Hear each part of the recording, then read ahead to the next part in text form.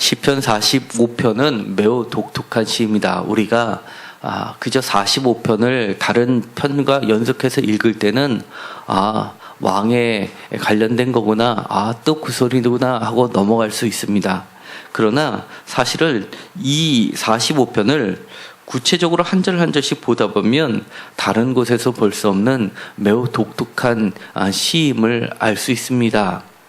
이 45편은 매우 중요한 시입니다. 보통 이것을 메시아 찬양시 또는 왕의 등극시 또는 왕의 결혼 축가 시 이렇게 부르고 신부의 노래라고도 불리는 아주 유명한 찬양시입니다. 제목 자체도 매우 범상치 않습니다. 보통은 제목이 없거나 아니면 있어도 하나 정도인데 이것은 여러 제목들이 붙어 있음을 보면서도 많은 관심이 있었음을 보게 됩니다. 먼저 이 제목에 고라 자손의 마스길이라고 되어 있고 각주 1번 되어 있습니다. 이 마스길은 교훈시에 해당합니다. 그리고 사랑의 노래라는 두 번째 제목이 붙어 있습니다. 매우 사랑받는 존재들에 대해서 축가로 불려졌다는 것을 알 수 있습니다.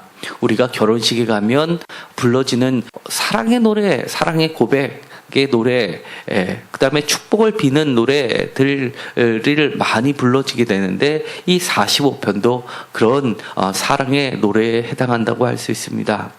또한 세 번째 제목은 인도자를 따라 소사님에 맞춘 것이라고 되어 있습니다. 인도자를 따라라고 하니까 한 사람이 부르는 것이 아니라 마치 합창단이 또는 다 함께 재창까지도 참여한 모든 사람이 함께 부르는 노래, 그리고 그 뒤에 소사님에 맞춘 것으로 보아서 관현악단처럼 어떤 웅장한 악기를 다루는 부대가 또한 있음을 알 수 있어서 이것은 공식적인 예배에 불려졌던 노래 또는 대단히 국가적인 행사에 불려졌던 귀한 노래라는 것을 알 수 있습니다. 각주 2번하고 소사님 되어 있는데 이 소사님 각주 2번은 백합화곡조라고 되어 있습니다. 이것은 소사님은 하나의 백합화 모양의 악기를 가리키는 말로 추정을 하고 있어서 마치 백합화 모양의 나팔 모양으로 되어 있어서 매우 아름답고 높은 소리까지도 그리고 멀리까지도 소리를 들을 수 있게끔 내뿜는 그런 악기라는 것을 알 수 있습니다. 아마 이것은 매우 국가의 중요한 일에 불려졌던 찬양시 그리고 많은 사람이 즐겨 부르던 예배 음악으로 우리는 이해할 수 있습니다. 1절에 보면 내 마음이 좋은 말로 왕을 위하여 지은 것을 말하리니 라고 시작을 합니다. 왕을 위하여 지었다라는 것을 알 수 있습니다. 그래서 이것을 왕의 등극시 또는 메시아 찬양시라고 불려지게 됩니다. 이 왕을 위하여 지은 말인 곡인데 그것도 내 혀는 글솜씨가 뛰어난 서기관의 붓꽃과 같도다라고 되어 있습니다. 누가 지었냐 하면 매우 솜씨 있는 사람, 서기관은 그 당시에 1% 정도뿐이 안 되는 매우 고위직에 해당하는 글솜씨가 글을 쓰는 사람이고 기록을 보유하는 사람이기 때문에 매우 지혜롭고 학식이 뛰어난 사람을 지칭합니다. 그렇기 때문에 그 사람이 글솜씨가 뛰어난 서기관해서 서기관 중에서도 빼어난 아마 문학 장관 정도 그런 정도로 매우 뛰어난 사람이 최고의 작가가 쓴 곡이라는 것을 알 수 있습니다. 또한 왕을 위하여라고 해서 이 전체가 왕을 위한 노래라는 것을 알 수 있는데 2절에도 왕은 왕에게 또는 3절에도 왕의 영화와 위엄, 4절 왕은 진리와 온유와 공유를 위하여 왕의 위엄을 세우소서, 왕의 오른손이 왕에게 놀라운 일을 가르쳐서, 5절도 왕의 화살은 왕의 앞에, 6절 주의 그리고 7절도 왕은 정의를 사랑하고 악을 미워하심으로, 하나님 곧 왕의 하나님, 그 다음에 왕의 동료보다 왕에게 부어, 8절 왕의 모든 옷은, 9절 왕이 가까이 왕의 오른쪽에 라는 끊임없이 왕에 대한 이야기가 나옴을 통해서 이 전체 각 절들은 모두 왕에게 그를 헌정했음을 알게 됩니다. 개역 성경에는 이 1절의 왕 밑에는 2절부터는 작은 글씨로 왕이라고 표현을 되어 있어서 사실은 히브리 원문에는 이 왕이라는 말이 사실은 빠져 있습니다. 그러나 숨은 주어로서 이 왕이라는 것을 알 수 있어서 이것을 정확하게 표현하기 위해서 왕이라고 작은 글씨로 집어 넣었습니다. 이 히브리 글자는 어떤 그 뒷말에 또는 동사에 또는 어떤 명사의 어에 남성, 여성 또는 그런 것들을 나타내는 표현들을 통해서 이것이 누구에게 썼다는 것을 숨겨서 표현하는데 그것을 드러내서 왕이라고 이렇게 번역을 해놓았다는 것을 기억할 필요가 있습니다. 그만큼 이것은 왕에게 바치는 곡이라는 것을 보다 명확하기 위해서 번역을 그렇게 했다는 것입니다. 2절에 보면 왕은 사람들보다 아름다워서 라고 되어 있습니다. 왕의 아름다움을 2절부터 묘사를 하게 됩니다. 묘사를 할 때 은혜를 입술에 머금으니 말을 할 때도 매우 은혜롭고, 그리고 3절에는 용사처럼 뛰어난 용맹을 가지고 있음을 보여줍니다. 그리고 영화와 위엄도 갖고 있고, 4절에는 진리와 온유와 공유, 그리고 위엄, 그 다음에 4절 끝에는 놀라운 일을 가르치는 지혜자, 지식에도 뛰어남을 알 수 있습니다. 그리고 5절에도 마찬가지로 3절에 있는 용사처럼 화살을 또는 칼을 차고 있어서 다윗처럼 매우 용맹했음을 또한 알 수 있습니다. 그리고 싸움에 능한 전사라는 것을 알 수 있어서 왕의 앞에 엎드려지는 원수들을 묘사하고 있습니다. 이처럼 왕을 묘사할 때 여러 가지로 묘사를 하고 있습니다. 인격도 드러냅니다. 온유하고 공의롭고 위엄이 있으며 은혜롭고, 그 다음에 이 인격뿐만 아니라 정의를 구현하는 실질적인 왕이라는 것을 알 수 있습니다. 예를 들어서 왕은 7절에 있는 것처럼 정의를 사랑하고, 정의만 사랑하는 것이 아니라 악도 미워합니다. 우리는 정의는 사랑하고 나머지는 덮어버리는 것을 마치 사랑이라고 표현하는데, 선과 악을 분명하게 구별할 줄 아는 것, 이게 공평이라는 것으로 드러나게 됩니다. 그렇기 때문에 악을 미워하는 것도 매우 뛰어난 덕목입니다. 그렇게 아는 사람이라고 봐주는 것, 이것은 절대로 공평할 수 없기 때문입니다. 그래서 선악을 구분하는 것은 왕의 뛰어난 덕목이었습니다. 선을 알 뿐만 아니라 악도 구분해서 함께 사는 공동체에서 악을 제거하는 왕의 모습으로 대표적으로 드러낸 것이 솔로몬이 이 놀라운 지혜로서 아기의 생명을 살리고 어머니에게 아기를 넘겨주는 사건을 통해서 선과 악을 구별할 수 있는 이상적인 왕을 드러내듯이, 이처럼 45장에 나와 있는 특별히 1절부터 9절까지는 왕에게 집중적으로 표현하고 있는 것이 이상적인 왕을 그려내고 있습니다. 그러면서 중요한 말이 나옵니다.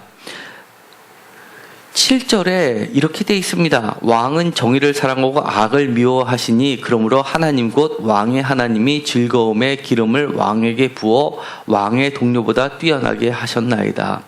기름을 왕에게 부어 기름 부음을 받았다라는 것이 바로 메시아라는 뜻입니다.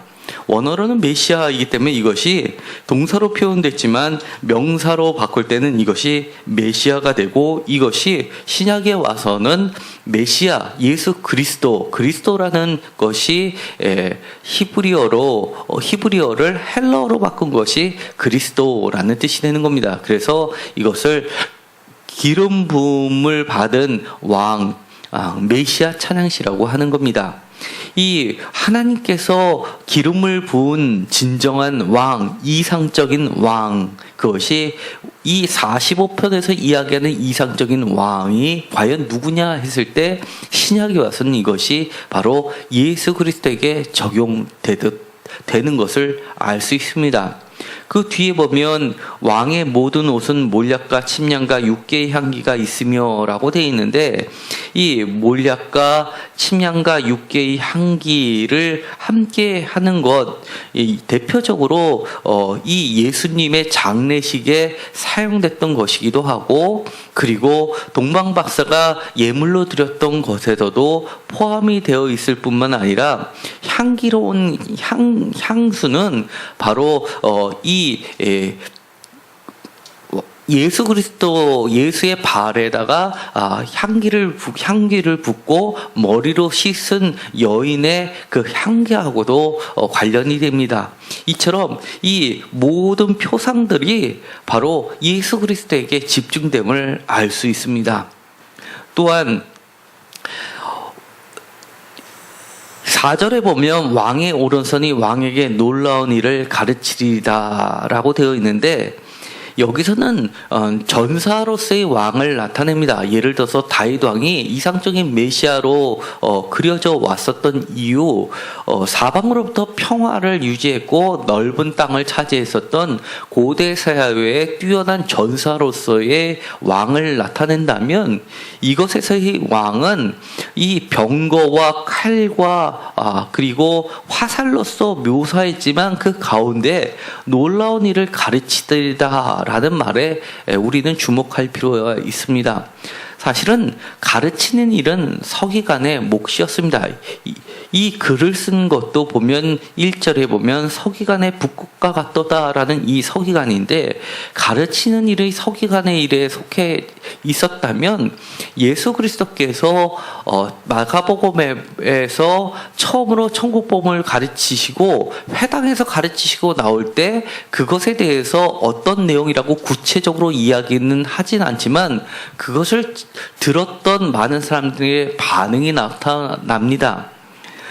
예수 그리스도가 가르쳤던 것을 들었던 그들이 내용에 대해서 나와 있지 않지만 이는 서기관의 가르침하고 다르다라는 그들의 고백이 나오게 됩니다. 이처럼 서기관의 가르침보다 더 놀라운, 그들보다 더 뛰어넘는 놀라운 일을 가르치시는 이상적인 왕을 이처럼 예수 그리스도에게로 우리는 찾을 수가 있는 겁니다.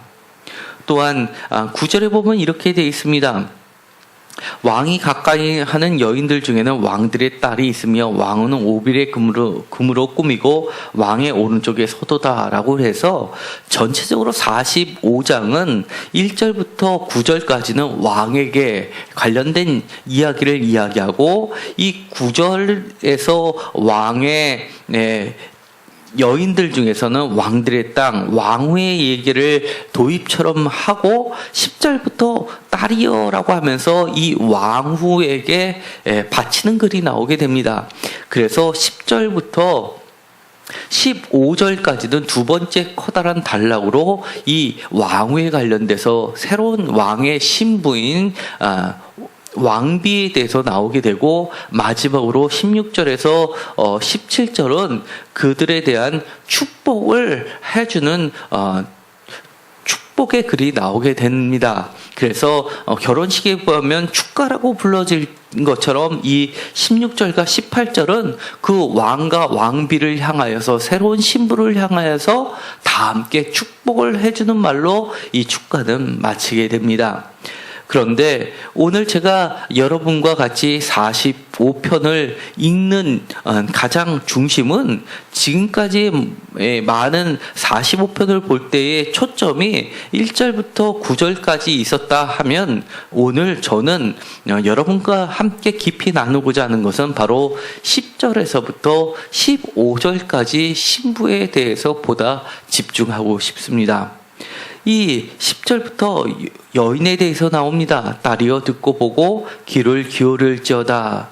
딸에 대해서 바로 우리에게 각자의 이름을 불러가면서 이 말씀을 들으면 좋을 듯합니다. 우리에게 이렇게 이야기를 합니다. 듣고 보고 귀를 기울여라 라고 당부를 해줍니다.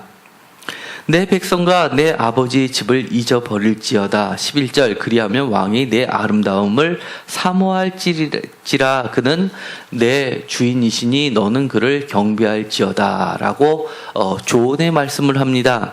마치 결혼할 때 주례자가 신부에게 당부의 말을 하는 것과 같습니다.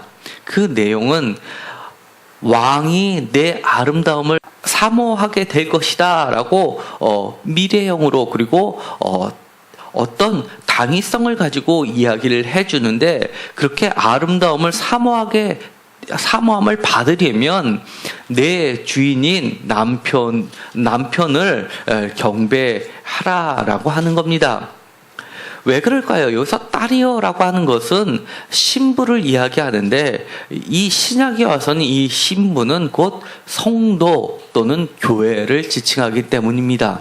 그래서 이 45편이 신약에 와서 특별히 관심을 갖는 것은 왕과 그리스도이신 예수 그리스도와 신부이신 우리 성도들, 우리들과 그리고 교회들을 향해서 하시는 말씀이기 때문입니다.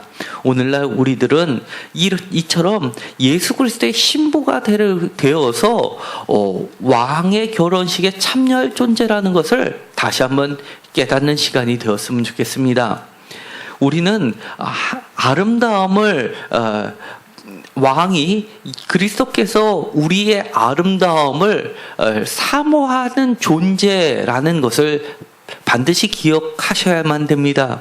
우리가 우리 자신을 볼 때 얼마나 부족한 것이 많습니까? 그럼에도 불구하고 우리가 예수 그리스도를 사모하는 것이 아니라 예수 그리스도께서 우리를 사모한다라고 얘기를 해 주는 겁니다. 우리가 예수 그리스도를 사모하는 그것과 비교할 수 없을 정도로 예수 그리스도께서 우리를 사모한다는 겁니다. 우리가 남자들은 이해할 겁니다. 결혼식에 들어갈 때 얼마나 신부를 애타게 사모합니까? 그렇게 된다는 겁니다. 그렇게 되려면 우리는 내 백성과 10절에 있는 것처럼 내 아버지의 집을 잊어버려야만 합니다.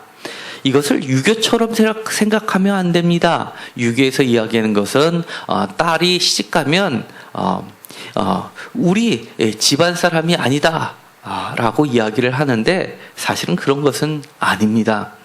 이것은 내 백성과 내 아버지 집을 잊어버려라 라고 하는 것은 이 여인이 그 다음 절에 보면 12절에 보면 두로의 딸은 예물을 드리고 백성 중 부한 자도 내 얼굴 보기를 원하리로다 라고 되어 있어서 이 여인이 두로의 왕의 딸일 것으로 추정을 하고 있습니다. 그래서 도대체 이 왕비, 실제적인 이 왕비는 누구였을까가 관심의 초점이 되었었던 건 사실입니다. 그러나 아무도 그에 적합한 인물이 나오지 않았습니다. 두로의 딸을 신부로 삼았던 왕은 대표적으로 솔로몬입니다. 그러나 이 솔로몬 때 그 뒤에 있는 것처럼 상하궁이라는 말이 사실은 솔로몬의 시대에는 적합하지 않은 것으로 보여지기 때문에 오히려 상하의 궁이라는 말은 북이스라엘 아합 때나 적합한 또는 여로보암 2세 때의 시대 상황에 적합한 것으로 보이는데 여로보암 2세도 두로의 딸과 결혼한 지는 않았기 때문에 실제적인 인물이 누구였는지는 사실은 찾아내지 못했습니다. 그러나 다만 이 두로의 딸이 딸 중에 한 명이었을 것으로 보고, 그리고 우리가 알고 있듯이 이 유다뿐만 아니라 이 고대 근동 사회를 봤을 때 이 두로는 페니키아 문명에서 배를 가지고 해상 무역을 그리고 중개 무역을 장악하던 곳이었기 때문에 매우 부한 그리고 세상적 우상이 가득했던 그런 곳이었습니다. 그렇기 때문에 내 백성과 내 아버지 집을 잊어버려라 하는 것은 세상에 그리고 옛사람의 관습과 생각과 모양들을 모두 잊어버려라 라고 우리는 받아들여야 됩니다. 그것들에 대해서 조금이라도 그리워하는 마음이 있다면 왕이 내 아름다움을 사모하게 되지 못할 것이다 라고 해석해야만 한다는 겁니다. 그렇기 때문에 우리의 아름다움을 무엇으로 치장하시겠습니까? 예수 그리스도가 우리의 아름다움을 사모하게 되는 것이 사실 우리 성도들 모두의 꿈 아니겠습니까? 여기에는 목회자도 예외일 수는 없습니다. 겉으로 드러나는 것이 아니라 실질적으로 그 내면 깊숙이 오직 하나님의 것으로 아름답게 꾸밀 때, 그리고 세상에 대한 부와 그리고 세상에 대한 명예와 또는 세상에 대한 관습과 그런 세상적 축복이라는 어떤 가치관을 한쪽 발로는 담그고 그것을 그리워하면서 또 한쪽 발로는 신앙을 견지하면서 갈 때에는 결코 그 아름다움은 얻어지지 못한다는 것을 경고하고 있는 겁니다. 우리는 반드시 진정한 아름다움이 무엇인지 그리고 그 아름다움으로 우리를 치장해야만 합니다. 12절에 보면 두루의 땅은 예물을 드리고 백성 중 부한 자도 내 얼굴 보기를 원하리로다 라고 되어 있는데, 이 두로의 딸은이라고 되어 있는데 이 딸을 이 표준세 번역에서는 두로의 사신들이 선물을 가져오고 가장 부유한 백성들이 그대의 총애를 구합니다라고 번역하고 있습니다. 여기서 두로의 딸에서 딸을 사신으로 번역을 했고, 전통적으로는 이 딸은 백성으로 많이 번역을 합니다. 예를 들어서 여성이기 때문에 예를 들어서 백성 같은 거, 그 다음에 도시도 여성으로 남성이 아니라 여성으로 묘사를 합니다. 그래서 시온도 시온에 따라라고 하고 교회도 신부로 이렇게 여성으로 많이 표현을 하기 때문에 여기서는 백성으로 보는 것이 적합할 듯합니다. 어쨌든 간에 우리가 이 땅에 살면서 이 땅에서 태어났지만 사실은 우리가 예수 그리스도를 만남으로써 우리의 존재는 새로운 존재로 거듭나게 되는 겁니다. 13절에 왕의 딸은 궁중에서 모든 영화를 누리니 그의 옷은 금으로 수놓도다. 14절 수놓은 옷을 입은 그는 왕께로 인도함을 받으며 시종하는 친구 처녀들도 왕께로 이끌려 갈 것이다 라고 이야기를 합니다. 새로운 옷을 입는다는 것, 이것은 새로운 존재로 거듭난다는 것을 이야기합니다. 우리가 신부는 신부의 옷을 입어야 됩니다. 우리의 새로운 존재, 새로운 옷이 무엇입니까? 성령의 옷이고 예수 그리스도의 피의 옷이 아니겠습니까? 그래서 요한계시록에 보면 거룩한 어린 양의 피로 씻은 그런 옷을 입은 자들이 나오게 되는 겁니다. 15절 그들은 기쁨과 즐거움으로 인도함을 받고 왕궁에 들어가리로라.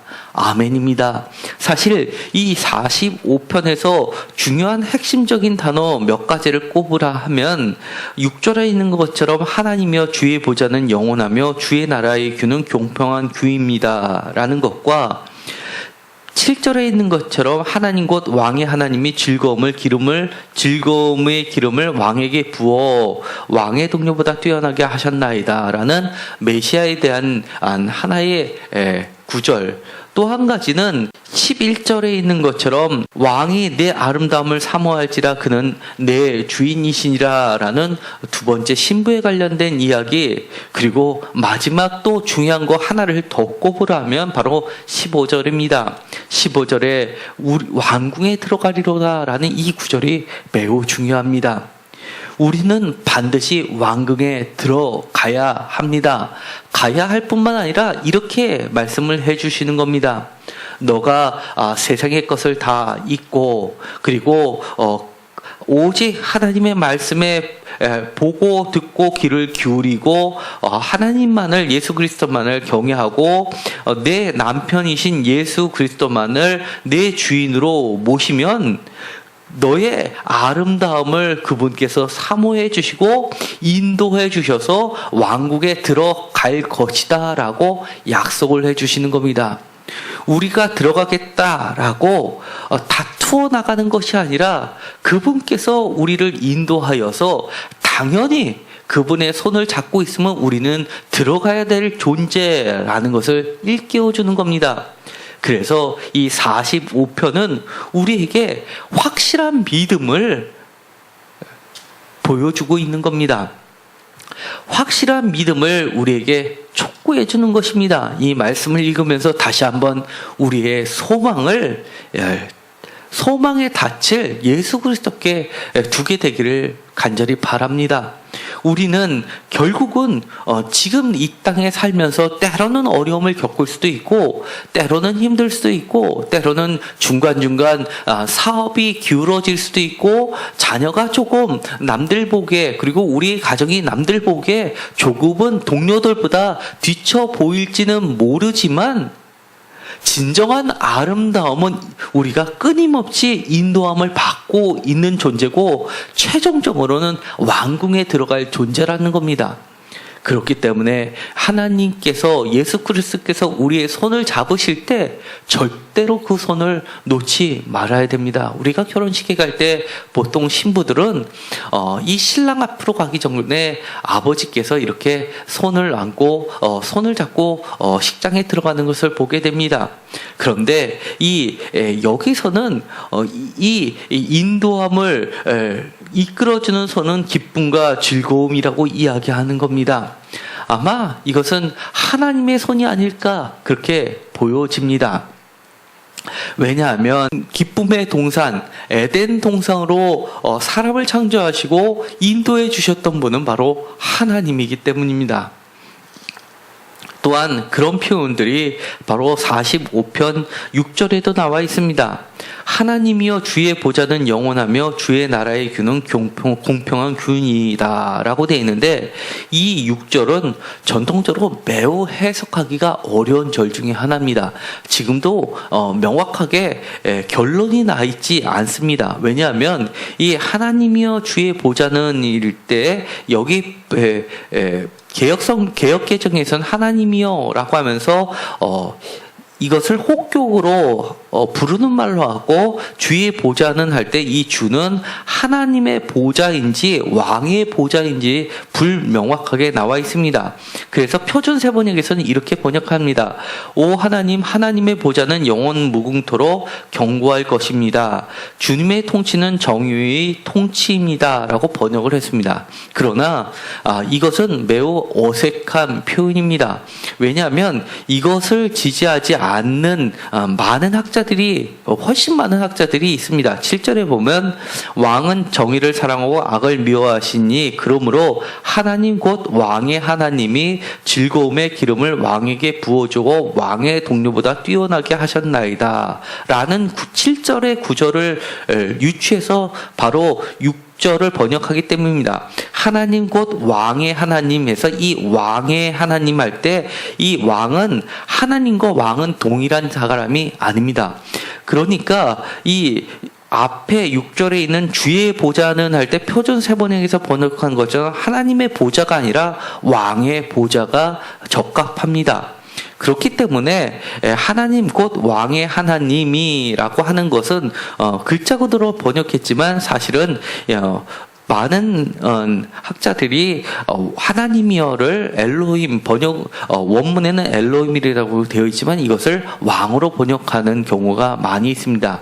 그래서 왕이여 왕의 보좌는 영원하며 왕의 나라의 규는 공평한 규이다. 왕은 정의를 사랑하시고 악을 미워하시니 그러므로 하나님 곧 왕의 하나님이 즐거움의 기름을 왕에게 부어주어 왕의 동료보다 뛰어나게 하셨나이다 라고 하는 것이 보도 하더라도 보다 뒷절과 연속해서 읽을 때는 더 적합한 것으로 보여집니다. 그것을 지지하는 근거로는 예를 들어서 대표적으로 시편 82편 6절에 보면 천사나 권력자들을 엘로힘, 하나님으로 불렀던 근거들이 나옵니다.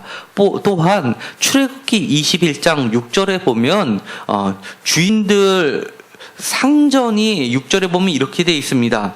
상전이 그를 데리고 재판장으로 갈 것이요 또 그를 문이나 문설주 앞으로 데리고 가서 그것에다가 송곳으로 그의 귀를 뚫을 것이라. 그는 종신토록 그 상전을 섬기리라. 이렇게 되어 있는데 이 상전은 원문에는 엘로힘, 하나님으로 되어 있습니다. 번역을 우리가 상전으로, 마스터, 주인으로 번역했지만 히브리어 원문에는 하나님이 그를 데리고 재판장으로 갈 때 엘로힘이라고 번역이 되어 있습니다. 그래서 과거에는 엘로힘이라는 것이 하나님을 나타내기도 하고 절대적인 주권을 가지고 있는 권력자를 지칭할 때도 쓰여지게 됩니다. 그렇기 때문에 여기서도 마찬가지로 이 6절에 있는 하나님이여 할 때 이 하나님은 사실은 왕이여라고 하는 것이 보다 옳은 번역이라고 할 수가 있습니다. 그렇기 때문에 출애굽기 21장 5절, 아까 6절 바로 그 전에는 이렇게 되어 있습니다. 만일 종이 분명히 말하기를 내가 상전과 내 처자를 사랑하니 나가서 자유인이 되지 않겠노라 하면 할 때 똑같이 우리는 번역을 상전이라고 번역했지만 5절에 있는 상전은 원문에는 아도나이라고 되어 있고 6절에 상전이 그를 데리고 재판장으로 갈 것이요 할 때 이 6절의 상전은 엘로힘, 하나님으로 되어 있습니다. 이처럼 똑같은 엘로힘이 여러 가지 뜻으로 쓰이는 예가 있기 때문에 여기서도 이것은 왕으로 보는 것이 적합합니다. 그래서 이 즐거움으로 인도함을 받고 왕에게 들어가리로다라고 할 때 이 기쁨과 즐거움이라는 것은 하나님이 될 수도 있고 왕도 될 수 있습니다. 이처럼 어쨌든 간에 이 전체적으로는 하나님의 아들인 예수 그리스도 왕에게 부어주신 기름 부음이라는 것을 알 수 있습니다. 그리고 마지막으로 16절과 17절에는 축복성으로 되어 있습니다. 왕의 아들들을, 왕의 조상들을 계승할 것이다. 왕이 그들을 온 세계의 군왕을 삼으리로다. 내가 왕의 이름을 만세에 기억하게 하리니 그러므로 만민이 왕을 영원히 찬송하리로다 라고 되어 있습니다. 축복문입니다. 그 두 사람의 결혼식을 마치며 마치 축가를 불러주는 것 같습니다. 영원히 만세 그의 이름을 기억하게 하고 영원히 찬송하리라 라고 끝내고 있습니다. 이것은 단순히 우리가 하나님께, 우리가 예수 그리스도께 부르는 찬송이 아닙니다. 이것은 예수 그리스도뿐만 아니라 하나님뿐만 아니라 예수 그리스도의 신부가 된 우리들에게도 불려지는 찬송이라는 겁니다. 우리는 그처럼 찬송을 받을 존재가 된다는 축복을 받은 존재라는 것을 기억하시고 우리가 세상에 살면서 조금은 힘들어도 절대로 이렇게 다른 것과도 바꿀 수 없는 이렇게 영원한 축복을, 영원한 복을 부여받은 아름다운 신부라는 것을 반드시 기억하시고 믿음을 끝까지 지켜나가는 저와 여러분이 되기를 간절히 소망합니다. 기도하고 마치기로 하겠습니다. 하나님 감사합니다. 하나님께서는 예수 그리스도에게 기름 부어 주셨고 영원한 왕으로 세워 주셨습니다. 또한 그 영원한 왕의 신부로서 우리들을 선택해 주셨고 우리들을 기쁨과 즐거움으로 인도하여 주셔서 결국은 아름다움으로 옷 입혀 주시고 왕궁에 끝내 들어가게 하십니다. 우리가 이 약속의 말씀을 부여잡고 끝까지 믿음으로 나아가게 하여 주옵소서. 때때로 우리 눈에 보기에 힘들거나 어렵거나 또 낙담하는 일들이 발생할 수 있습니다. 그러나 세상 보지 않게 하여 주옵소서. 세상의 즐거움을 사모하지 않게 하시고 내 옛 생활의 아버지와 옛 관습의 여러 가지 백성들을 잊어버리고 예수 그리스도만을, 하나님의 말씀만을 쫓아갈 수 있게 하여 주옵소서. 그럴 때 예수 그리스도께서는 우리가 주님을 사모하는 그 이상으로 우리를 사모하여 주신다고 말씀하셨습니다. 우리의 아름다움은 세상 그 어떤 것으로도 바꿀 수 없음을 알려주십니다. 우리가 진정한 아름다움이 무엇인지를 깨닫게 하시고, 우리의 존재가 이 세상에 어떤 존재라는 것, 예수 그리스도의 신부라는 것을 기억하며 살게 하여 주옵소서. 예수 그리스도의 이름으로 기도드렸습니다. 아멘.